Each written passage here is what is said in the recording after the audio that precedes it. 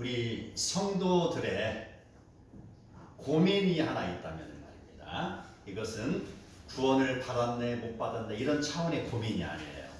자, 이 고민이라고 하는 것은 내가 지금 하나님의 뜻대로 살아가고 있는가라는 것이죠.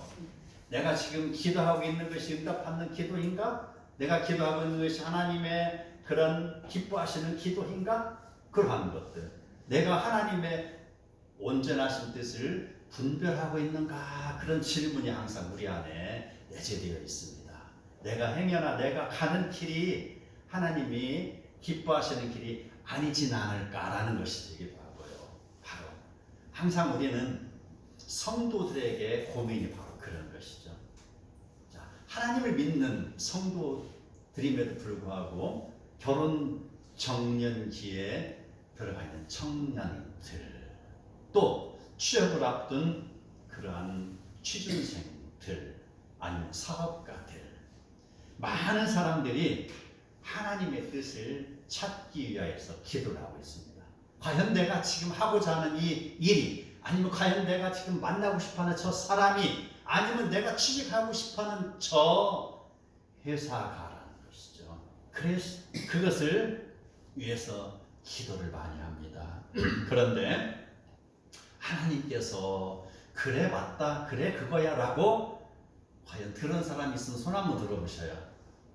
그런 경우도 있겠지만 말입니다. 어떤 말씀을 탁 주어서 우리에게 응답하는 수도 있어요. 그런데 어쩌면 그렇게 하나님은 나에게 아무런 응답도 안 주시는가 해서 고통스러운 날이 많이 있습니다. 하나님 나의 기도를 안 들어주시는가 봐. 내가 아파서 그렇게 기도했음에도 불구하고 하나님은 지금 나를 외면하시는가 보다 라고 착각에 빠질 수도 있는 것입니다.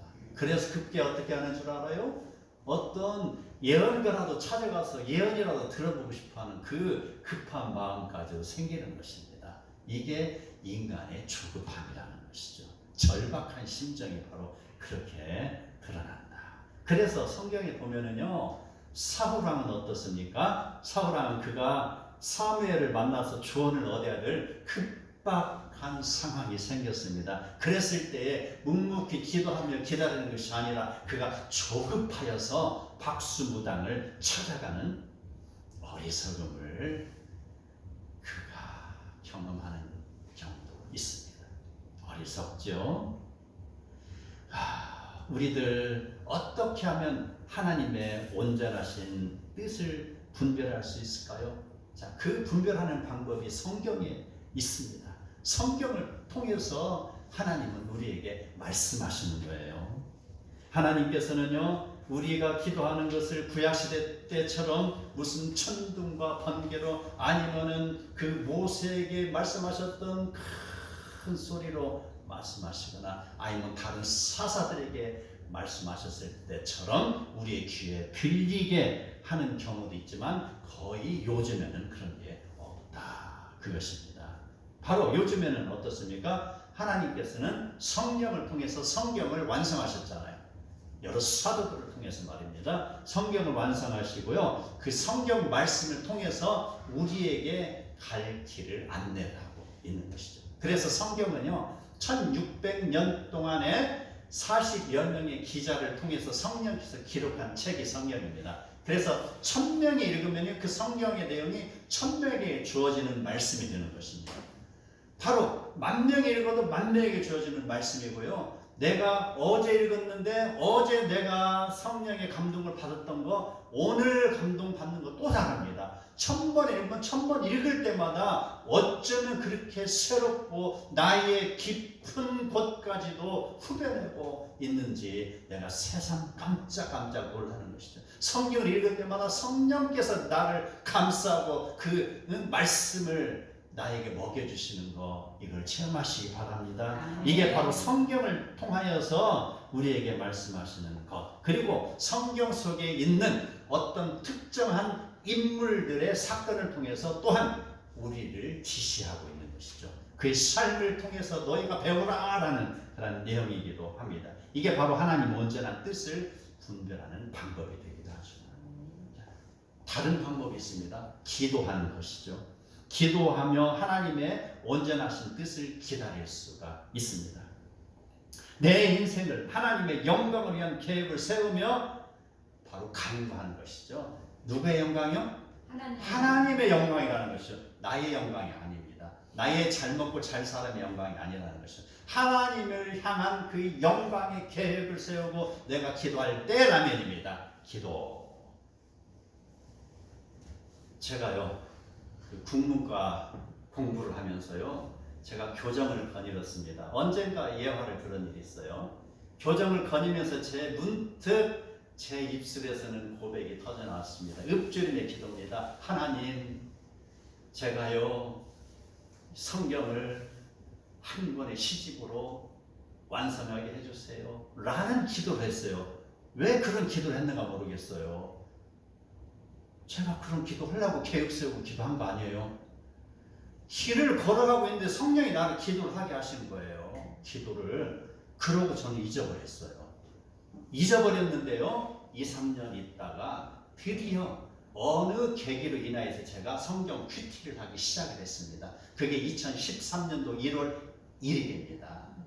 2013년도 1월 1일부터 시작해서 큐티, 그 큐티를 저는 한 편 한 편 시로 쓰게 됐어요. 매일매일입니다. 그런데 그 큐티가 지금도 이루어지고 있어요. 지금도.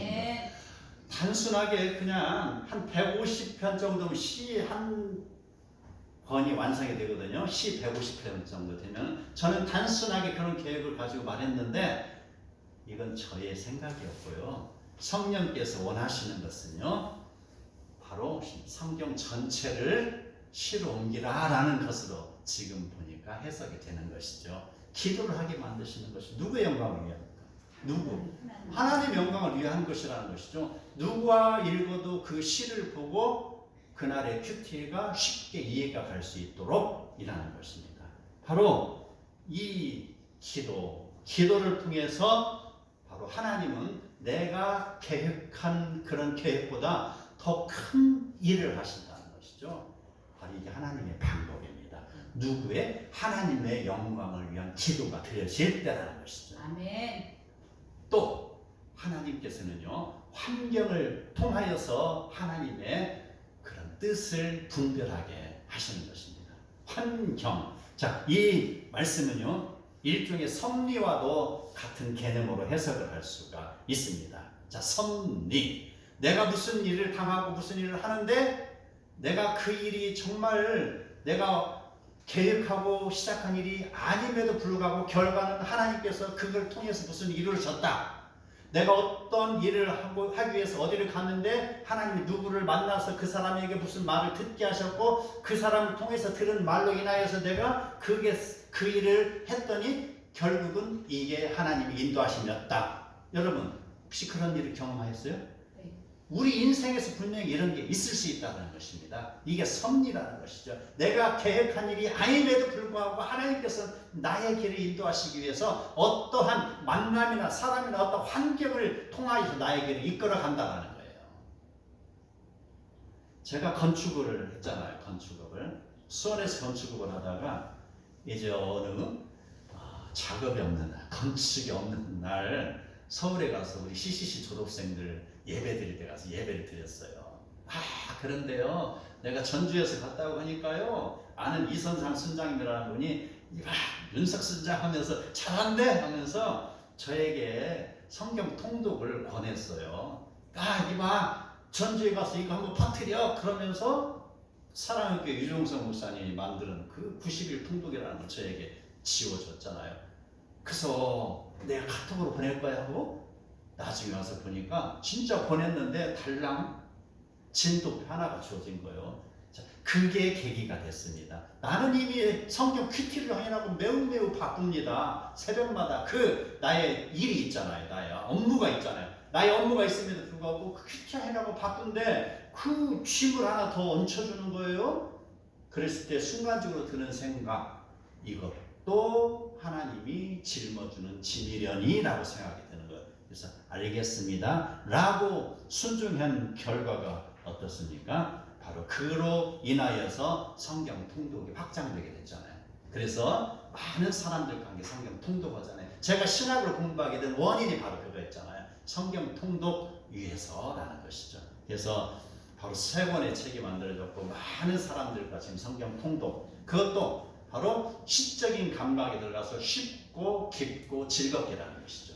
우리는 성경 통독을 통해서 그날 내가 묵상이 돼야 되는 것이죠. 하나님이 저에게 그걸 짊어지신 것이죠. 그 일을 위해서 누구를 만나게 하신 것. 그래서 바로 환경을 통하여서 하나님의 섭리를 발견한다. 그런 것입니다. 이 내용인 즉슨 바로 역시 우리는 매사에 하나님께서 나에게 말씀하시는 것은 내가 죽고 사는 일이 아니라면, 내가 할 수 있다라면요 감당하시기 바랍니다. 아멘. 나에게 조금이라도 힘이 있거든이라는 것이죠.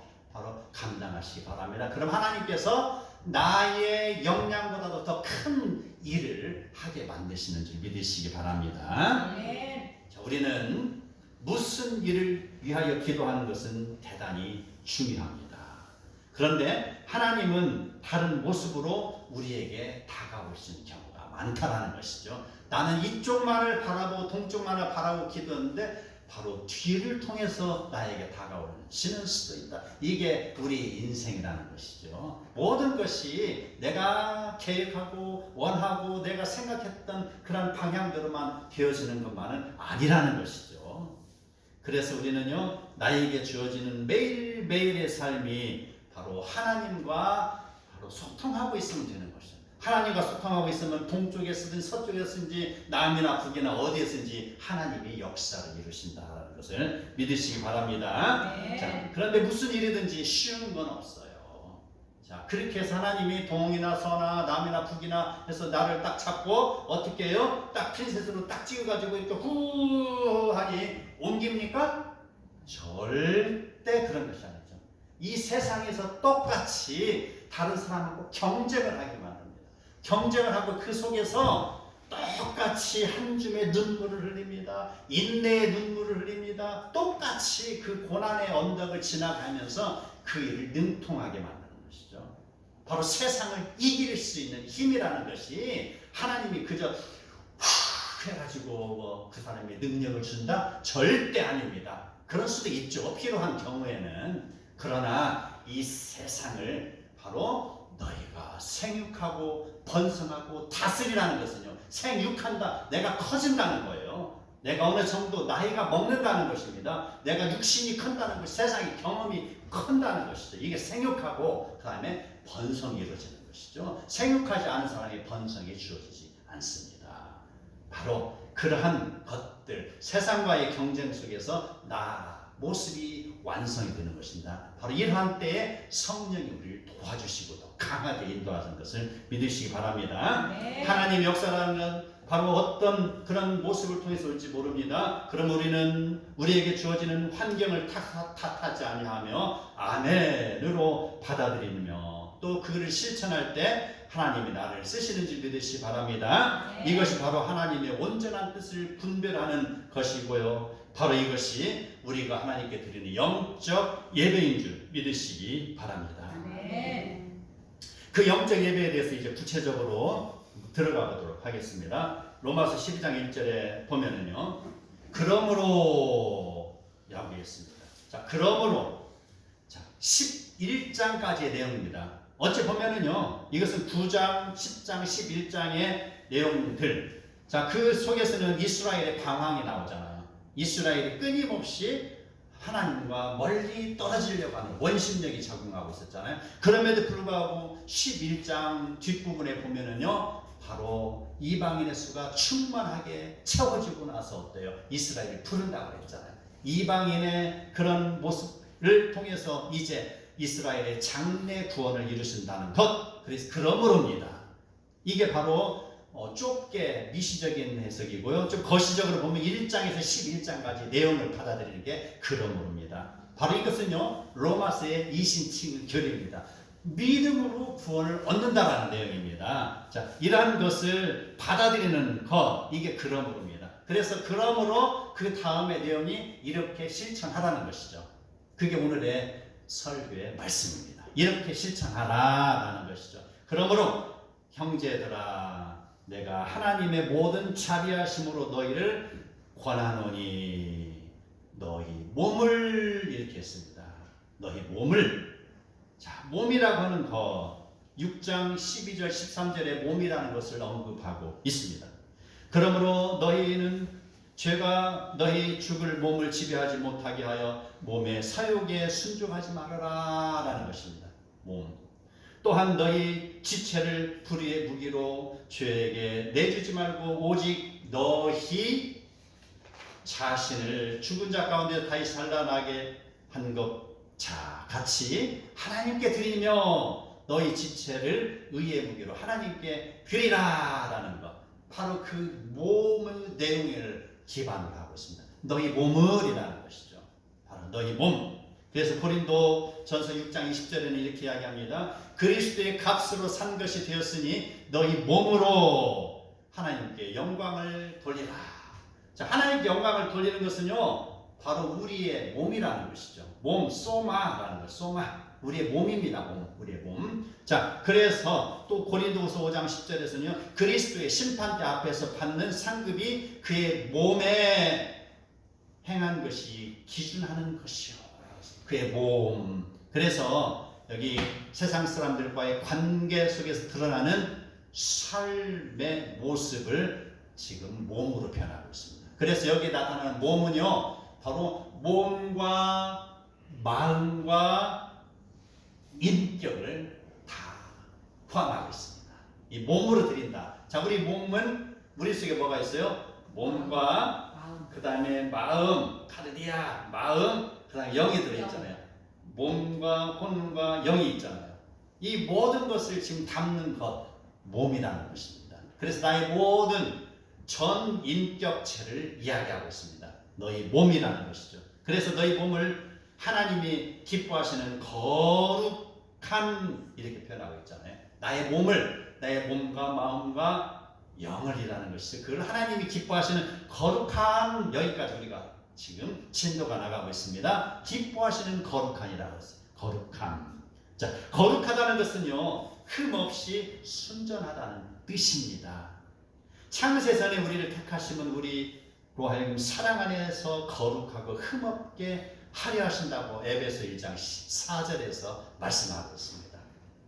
또 있습니다. 빌립보서 2장 15절에는요. 이는 너희가 하나님의 흠없는 자녀로 세상에서 그들 가운데 빛들로 나타내며 흠이 없다. 이게 바로 거룩하다는 흠이 없다.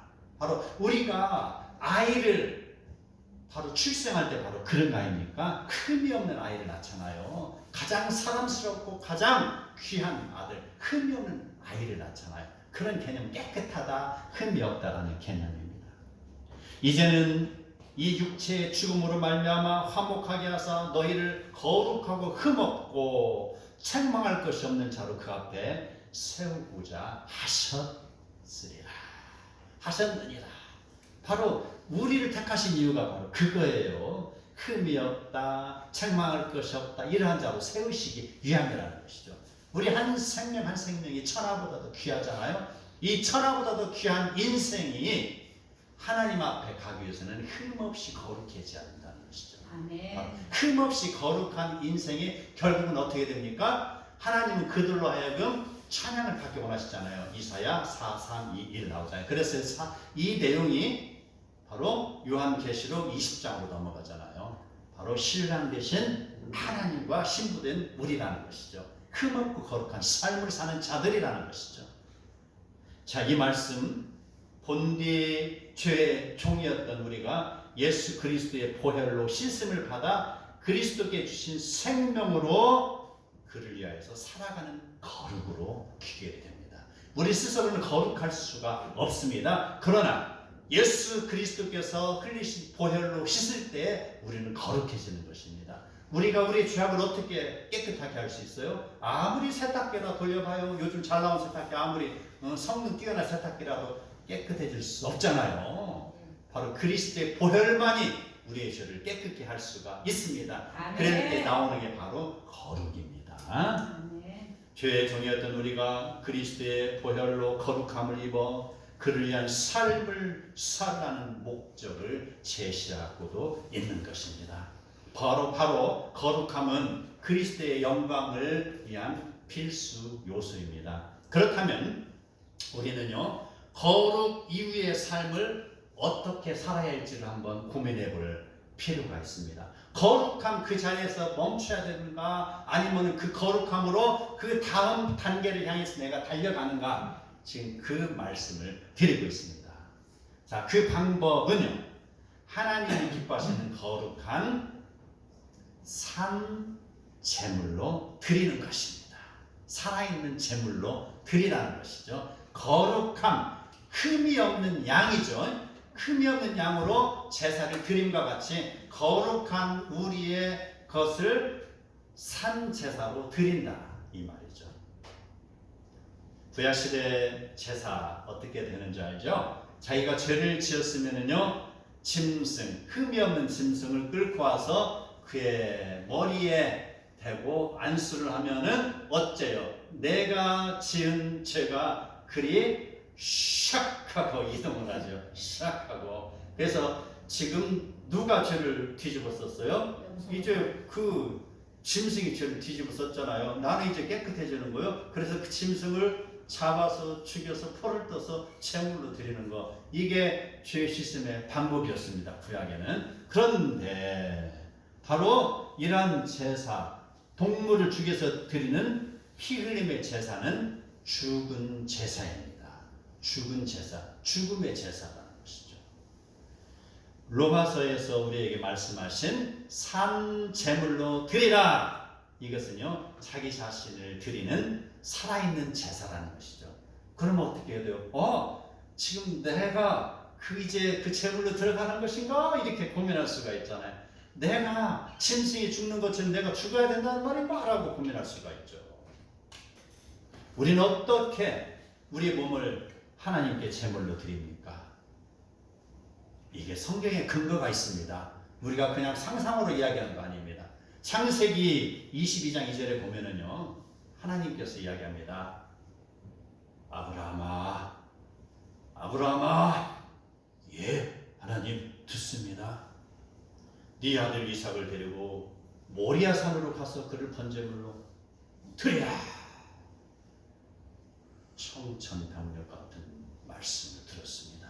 아브라함이 어떻습니까? 지금까지 경험했던 하나님, 내가 처음에는 믿음이 없었지만 이제 내가 그동안에 살아보니까 이제 믿음이 생겼어. 하나님께서 말이야, 내가 내 아들 이삭을 착 하고 제물로 드리면 분명히 하나님께서 그를 부활시켜 주실 거라는 믿음이 그에게 아마 생겼을 것입니다. 그래서 어떻습니까? 마음이 변하기 전에 그날 그 저녁에 그 다음날 새벽에 동이 트기도 전에 마음이 편할까 봐서 그 아들에게 장작더미를 지우고 총을 데리고 그러고 모리아산으로 간 것이 아니라 이 말입니다. 바로 하나님은 이삭을 번제물로 드리라고 하셨던 것, 그러나 이것은요, 하나님께서 아브라함의 순종을 통하여서 드러난 믿음을 드리라고 하십니다. 믿음입니다. 이삭의 번제가 아니었어요. 번제를 드리라, 이삭을 드리라라고 했는데 그 하나님의 본심은 너의 믿음을 드리라라는 것이었죠. 믿음. 바로 그러므로 살아있는 제사란 바로 시간이나 공간에 구애받지 않고 성도의 살아있고 움직임에 생활하는 그 자체를 하나님께 믿음으로 드리라라는 내용이 되는 것이죠. 그래서 산 제물은 우리의 믿음 있는 삶이 되는 것. 이 대목에서 많은 사람이 실패하는 건 바로 사람이 구원을 받았으면은요, 그의 삶에서 구원받은 자의 삶의 특징이 나타나야 되는데 나타나지 않는 것이 문제가 되는 것이죠. 바로 나 구원 받았네 하고 그 사람의 삶이 흩어져서 옛날 바로 내가 죄와 짝하에 살았던 그 모습과 똑같이 그 밥이면은 아무런 변화가 없다는 것이죠. 죽은 자의 모습, 죽은 자세나 마찬가지라는 것이죠. 삶의 변화가 없다면이라는 것입니다. 그의 삶에서 구원받은 자의 그런 삶의 특징이 나타나지 않으면은 바로 그 모습은 내가 과연 올바른 신앙생활을 하고 있는가 다시 점검을 받아야 되는 것입니다. 많은 사람들이 하나님으로부터 구원을 받았다고 하지만 그의 삶은 무너져 있는 것이, 이 때문에 지금 우리나라가 이렇게 힘든 것이에요. 기독교가 그렇게 번창해 나갔잖아요. 기독교가 말입니다. 그 해방됐을 때는 대충 40만 명 됐잖아요. 그리고 늘었잖아요. 그래서 20 몇 프로까지 올라갔잖아요. 그런데 지금 2014년에 14점 몇 프로 떨어졌잖아요. 2025년도는 아니면 그 이후에는 어떻게 될지 궁금한 것이죠. 왜 이런 일이 났습니까? 구원받은 자의 삶이 드러나지 않기 때문에라는 것이죠. 나 구원받았네 하고 이제 나는 안심해 하고 바로 세상에 가서 취하게 짝하게 살았기 때문이라는 것입니다. 아담과 하와는 우주 최대의 혜택을 받으며 에덴 동산이라는 아름다운 터전에서 생육하고 번성하고 다스리라는 혜택을 받았습니다. 그러한 그들이 무엇이 부족하였는지 하나님의 명령을 어기며 죄와 짝하여 살다가 에덴 동산에서 쫓겨남을 당하였습니다. 구원받았다고 여기는 자가 자기의 삶을 거룩하게 살지 못하였을 때 나타나는 현상이기도 합니다. 노아는요, 자기의 삶을 거룩하게 살며 세상 사람들로 하여금 미련하다는 소리를 들을 만큼 그는 하나님의 말씀에 순종하여 살았을 때 그는 구원을 받았습니다. 그러나 주변 사람들은 어떻습니까? 스스로가 똑똑하다고, 똑똑하다, 나의 방법을 하나님을 섬길 거야라는 것입니다. 바로 똑똑하게 여기며 그들은요, 거룩을 버리고 술에 취하였다가 모두 홍수에 의해서 죽임을 당한 것입니다. 바로 순종은 미련하게 순종하는 것입니다. 신앙은요, 똑똑하게 계산하면서 믿는 것이 결코 아닙니다. 미련할 정도로 순종하고 믿고 따르는 게 신앙이라는 것입니다. 매일매일의 삶을 하나님의 말씀에 순종하며 살을 때 하나님의 구원을 우리는 누리는 것입니다. 아멘. 살아있는 제사와 반대되는 경우가 있습니다. 바로 기도 생활도 열심히 한다고 합니다. 성경 공부도 많이 한다고 합니다. 헌금도 잘 한다고 합니다. 전도도 잘 한다고 합니다. 그렇게 보여요. 그렇게 나 이 정도면 되지 하고 말입니다. 그런데요, 바로 그의 다음 단계에서 바로 형제의 자매의 그런 조그마한 것을 용납하지 아니하고 그것을 시기와 분쟁과 당짓는 것, 분열하는 것, 바로 이 일에 앞장서는 것, 이게 바로 육에 속한 사람의 특징입니다. 자, 이렇게 했을 때 어떻습니까? 과연 그를 구원받았다고 할 수 있냐 이 말입니다. 기도 잘한다고 해서 그 사람 구원받는 사람이라고 할 수 있냐 이 말입니다. 찬양을 잘한다, 모든 공적인 예배 100% 다 참석한다, 그 사람이 과연 구원받았다고 누가 장담할 수 있냐 이 말입니다. 이의 삶이 그 다음에 산 제사가 아니기 때문에 그렇죠. 그에 나타나는 결과가 죽어있는 제사로 나타난다는 것이죠. 그러한 삶, 예배 자리에서는 거룩한 것처럼 보이지만 문 밖에 나서는 순간 말입니다. 육신의 정욕과 안무의 정욕과 이생의 자랑에 눈이 멀어서 정치인은 정치 현장에서 무너지기 시작합니다. 경제인은 그 사업 현장에서 무너집니다. 세상과 짝하고 세상의 혼돈 속에 빠져듭니다. 이러한 삶, 바로 이런 삶에 자기 자신을 던지는 사람, 이런 것은요, 하나님 이름을 망령되이 일컫는 모습입니다. 이러한 자들이 일컬어서 죽은 제사를 드리는 자들이라고 명명할 수가 있습니다. 성도는요, 하나님이 쓰시려고 따로 떼어놓은 자들이기 때문에 말입니다. 우리는 어느 누구도 죄에 빠지면 안 되는 것이죠. 바로 그 귀한 성도, 하나님께서 쓰시려고 하나님께서 부른 자들이라는 것입니다. 그런 자들은 내 삶을 거룩하게 하나님 앞에 드려야 되는 것이죠. 거룩하게. 그래서 야고보 사도는 2장에서 이렇게 이야기합니다. 행함이 없는 믿음은 그 자체가 죽은 믿음이라고 했습니다. 그리고 이 믿음은요, 그 행함과 함께 일한다고 했어요. 이 믿음. 그래서 믿음의 명사는 본질이 되는 것이죠. 그리고 행함으로 믿음을 온전하게 되었느니라 했어요. 바로 이 행함의 동사는 바로 믿음이라는 명사를 근거해서 그에 이루어지는 동사가 움직이는 것입니다. 이게 바로 서로의 존재와 실체가 결합된 온전한 믿음이 되는 것입니다. 그러므로 사랑하는 성도 여러분, 우리가 거룩한 산 제물로 드려지기를 원한다면 말입니다. 나의 시간이나 능력이나 나에게 주어진 어떠한 것이라도 하나님의 영광을 위하여서 드려야 하는 것입니다. 아멘. 하나님의 영광을 위해서 드린다는 것은요, 복음의 일선에서 수고하는 그런 사역자만의 몫이 아닙니다. 어떠한 선교사님들만의 몫이 아니라는 것이죠. 그를 위하여서 얼마나 많은 성도가 기도하고 그를 위하여서 헌금을 하고 얼마나 많은 성도들이 교회 일들을 마다하지 않냐고 섬김으로 나타납니까? 그리고 위로하고 봉사를 하는 성도들, 이러한 모습들은 바로 분명히 그의 삶이 하나님의 영광을 위하여서 자기 자신을 거룩한 산 제물로 드리는 영적 예배자인 것입니다. 아멘. 하나님은 그런 영적 예배자에 대하여서 시간과 공간과 말씀과 환경을 통하여서 형통의 길을 열어주실 것입니다. 아멘. 우리는 이제 어떠한 사도보다도 더 무게 있고 우리에게 직접적으로 다가오는 예수님의 말씀을 통해서 이 믿음의 삶의 결론을 지어야 되는 것이죠. 마태복음 5장, 6장, 7장의 산상수훈을 말입니다. 복 있는 사람이 실천해야 할 것, 바로 그 팔복 이후에 예수님이 말씀하신 것, 세상에서 소금과 빛으로 살아가야 된다는 성도의 본분을 이야기하고 있습니다. 일용할 양식에 감사하는 삶의 태도를 말씀하고 있습니다.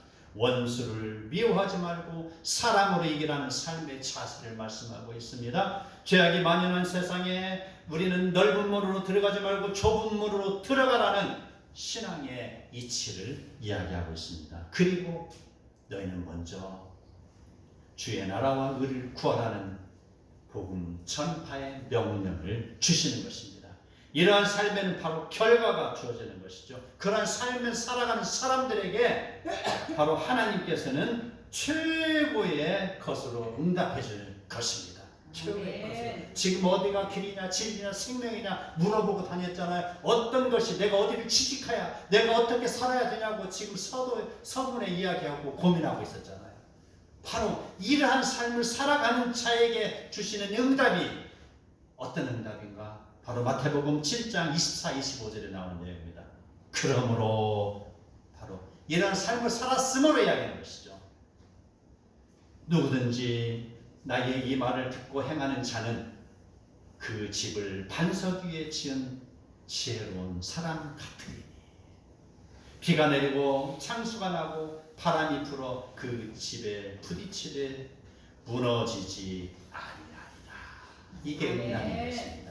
이게 사랑하는 성도 여러분, 우리는 날마다 살아있는 제사를 드려야 합니다. 아멘. 교회에서 어떤 주인공이 되려고 애쓰지 마시기 바랍니다. 아멘. 하나님 나라에서 나는 어때요? 나는 조연이로 줬사오니 주연 있잖아요. 주연은 예수님 한 분이에요. 교회에서도 주연은 누구예요? 오직 예수님이에요. 교회에서 내가 주도권을 잡으려고 하면 안 되는 거예요. 아멘. 바로 주도권은 예수님에게 있는 것이죠. 나는 단지 순종할 따름이니 라는 것이죠. 아멘. 바로 그렇게 주인공이 되려 할 필요가 없습니다. 나의 이익이 바로 나의 목적이 되어서는 안 되는 것입니다. 신앙의 목적이 되어서는 안 되는 것입니다. 바로 나의 이익을 뒤로 하고 낮은 곳으로 임하시기 바랍니다. 남이 알아주지 않을지라도 나의 온 몸과 마음을 다해서 주님의 나라를 이루어가는 것, 이것이 나의 삶을 산 제사로 드리는 것입니다. 아멘. 순종과 사랑과 헌신과 섬김의 모습으로 살아가는 모습이 영적 예배를 드리는 것입니다. 그러므로 성도 여러분, 우리는 이 세대를 본받지 말고 오직 마음을 새롭게 함으로 변화를 받아 하나님의 선하시고 기뻐하시고 온전하신 뜻이 무엇인지 분별하며 살아가며 영적 예배를 드리는 복된 성도들이 다 되시기를 축복합니다. 아멘.